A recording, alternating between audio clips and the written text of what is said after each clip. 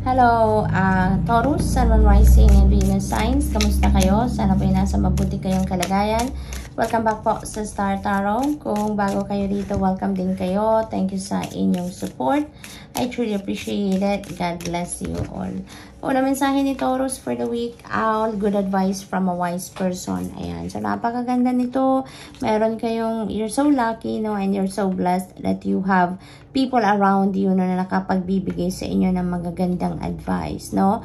Whenever you need some kind of advice, meron nalalapitan kayo. Meron talagang nagbibigay sa inyo ng kung ano ang kailangan ninyong mga marinig, no? Na makakatulong sa inyo. This time, maaring mentor ninyo yan, maaring teacher ninyo yan, maaring parent ninyo, kaibigan, katrabaho. It could be anyone, no? Na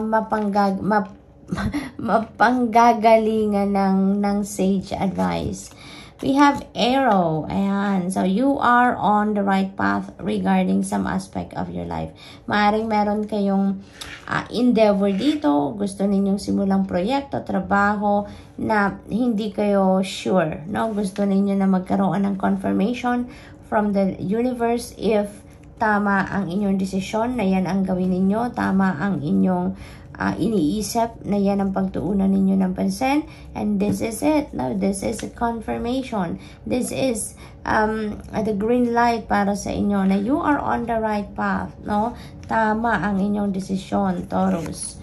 We have crown, honor and respect will come to you. Ayan, so finally, makukuha nyo na ang honor and respect na minimithi ninyo. You work hard for that. You earned it. Kaya, i-enjoy ninyo yan, Taurus, dahil finally, makukuha nyo na yan. We have manifesting dreams. Napakaganda naman. You are so blessed because you are manifesting your dreams. Your dreams are coming true. Your dreams are coming to realities, no? Napakaganda naman yan, Taurus. We have new beginnings. Holy moly. Ang daming swerteng parating sa inyo ngayon, Taurus, ano? Maaaring yung mga dreams ninyo na to, ito yun, yung magbubukas ng bagong pinto, no? Sa buhay ninyo. This is a new beginning na mangyayari sa inyo. So, this could be in any area of life. Depende sa inyong sitwasyon. But definitely, this is a huge blessing na parating sa inyo na binibigyan kayo ng pagkakataon dito na magsimula kayo ng bagong chapter sa buhay ninyo, sa iba't ibang parte siguro ng buhay ninyo, no? So, dapat paghandaan nyo na to, Taurus, no? Be ready physically, mentally, emotionally, and spiritually fit and ready kayo sa mga pagbabagong ito sa buhay ninyo, no? This is exciting. Maaring yung yung new path na to, or yung path na natatahakin ninyo dyan, this is it, no? Yung new beginning na to. So, parang pinapakita lang sa inyo dito na talagang papunta na kayo doon. You are moving forward, no? We have chaos. Ayan, so most likely, ito yung pinanggagalingan din ninyo, no? Ito yung pinanggagalingan ninyo. This is coming to an end, or maybe nag-end na yung chaos na sitwasyon na to sa buhay ninyo. Kaya nga, magkakaroon na kayo ng bagong sitwasyon. You are entering a new beginning, a new start sa buhay ninyo. Dahil kung ano man yung chaotic situation na to, maaring napagtagumpayan nyo na yan, natapos na yan, yung ganon, ano? So, tignan natin kung ano pa ang ganap for Taurus.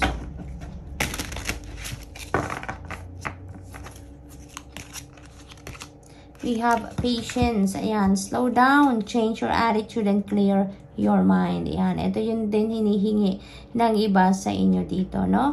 So, patience, yun ang kailangan ninyong i-practice pa sa ngayon. Hindi kailangang magmadali, no? So, maaaring itong new beginning energy na yan that pertains to, to this one, no? Na kailangan ninyo na alalay lang, no? Alalay lang pagsisimula, alalay lang sa transition, no? Kailangan lang din dito na may focus kayo, kailangan lang din dito na meron kayong clarity, no? About the things na gagawin ninyo, no? So, pag-aralan ninyong mabuti, alalay lang ang pagsimula sa mga bagong bagay na to, pangyayari na nadadating sa inyo dito, no? Hindi kailangang mag-rush into this dahil yan naman ay talagang para sa iyo, no?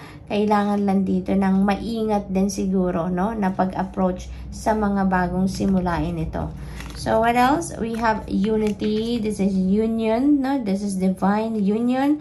Maaring meron ditong mag-aasawa na, no? Maaring yun ang new beginning sa buhay ninyo, yung pagpasok sa bagong commitment or bagong level ng inyong commitment with your person. Maaari din na this is bagong connection, bagong love connection na mabubuo, no? Maaring magkakaroon kayo dito ng bagong love interest, maaring papasok pa lang kayo sa isang love and romantic relationship, maaring ganon. Or maari din na yung union na to is union in friendship, no? Maaring ganon. Hindi lang naman doon sa romantic and love relationship. Maari din na friendship ito. So good luck po. We have goals. Ayan, napakaganda naman. So, progress is positive and personal goals will be achieved. So, merong achievement kayo dito na makukuha, Taurus. Kaya, napakaganda kasi maaring ito yung dream ninyo na magka-come to fruition. Maaari din na this is the achievement and accomplishment na magbubukas din ng bagong pinto din para sa iyo sa mas maraming opportunity, no, or sa mas magandang experiences sa buhay ninyo. So congratulations, Taurus, kasi swerte ninyo sa ngayon, no? What else? We have 6 of Cups. Ayan. So, meron ditong homecoming, no? May travel, may homecoming. Kasi, maaaring namimiss nyo na, no? Ang pamilya ninyo, namimiss nyo ng mga anak ninyo, magulang ninyo, depende sa inyong sitwasyon. Some of you are reminiscing dito, your childhood, reminiscing your remarkable experiences, beautiful experiences with your parents, with your kids, with your family. Yung ganon, ano, kaya siguro hindi kayo makakatiis at uuwi kayo, no? Kasi sa sobrang miss na ninyo talaga ang inyong pamilya. So, mag-ingat po kayo. We have 9 of Pentacles. Ayan. So, 9 of Pentacles is comfort. You know, this is financial comfort. Talagang blessed na blessed kayo around this time, Taurus. Itong si 9 of Pentacles, this is prosperity and abundance and financial success na matatamasa ninyo sa ngayon. At ito ay bunga ng inyong pagsisikap, no? This is the fruit of your labor. Kaya entitled kayo dito na i-savor ninyo yan, i-enjoy ninyo yan, at wag na wag ninyong kakalimutang ipagpasalamat yan, ano? This is a huge blessing para sa inyo. Kasi ito na yun yung matagal na ninyong hinihintay. Maybe ito yung goal ninyo na ma-achieve ninyo, no? Maaring ito na yun, na makukuha nyo na ang return of investment ninyo, makikita nyo na dito ang bunga ng inyong pinaghirapan, no? Kaya congratulations sa inyo, Taurus. This is a blessing, no, na parating sa inyo. We have Wheel of Fortune. Napakagandang pagtatapos. Ang swerte-swerte talaga ninyo ngayon. Kasi yung good luck and good fortune is on your side, no? Nasa inyong horizon ngayon ang swerte, fortune, good luck, no? Kaya kahit anuman ang gawin ninyo sa ngayon, talagang mababalot kayo dito ng swerte, no? Yung ganon. Parang kahit ano yung maisip ninyong gawin ninyo ngayon, that could be a successful endeavor, no? Kasi kayo ngayon nababalot kayo ng good luck and good fortune. Kaya maaring magbago dito sa buhay ninyo na talagang mga endeavor or mga pangyayari ito that could change your life in a big way talaga, no? Maaring massive change ang mangyari dito, positive changes sa buhay ninyo, Taurus, no? Dahil ang swerte ninyo, pangkaperahan, dito may mga goals, achievement kayo, may mga prosperity, abundance energy kayo. So sa kahit anong area, no? This is love as well. So parang kahit anong area ng buhay ninyo dito ay babalutin talaga ng swerte. Kaya gaganda ang inyong sitwasyon, no? This is the destiny at play, no, Taurus? This is destiny at play. This is the divine universe intervening in your circumstances dito. The universe is rearranging itself dito para maging maayos or mas maayos ang kalagayan ninyo, ang buhay ninyo, ang sitwasyon ninyo. So, this is a huge blessing, no? Napakaswerte ninyo. So, Taurus, that's all I have for you for the week. Thank you for watching. Love and light. Namaste.